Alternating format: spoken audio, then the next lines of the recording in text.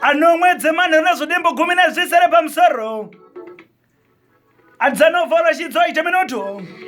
andidzo nguva munyika yose Mosambiki nyika yebaba andabata panapa Joseph Maposa achikomana chenyika yeZimbabwe kaichi azvikanzi zita raMwari Marinyanya naika unoona chero nembavha ane mhondi akana dzakwenda koba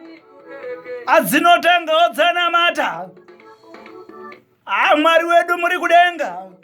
amotitungamirirawo pabasa ratoda kuita iri rekubira vanhu azita raMwari Marinyanya naika azvikanzi chero newaroi agana wakuda kwenda kwaita mabasa awo awanotanga wapfugama onamata azvikanzi mondibatsirawo kuti ndinge ndichiroyawo zvakanaka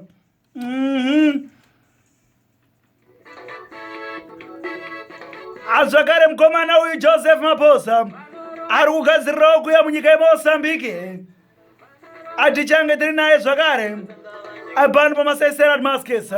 aJoseph Maposa akamhanzi kanofadza zvikuru azita raMwari Marinyanya radio komunitari yemasekesa atiri kuno kuMozambiki naika ari kaindidzokorodzeka mhanzi kubva kuna Joseph Maposa tione kujamba kamhanzi kanofadza zvikuru nemasoko akakoshawo zvikuru kamhanzi zita raMwari Marinyanya.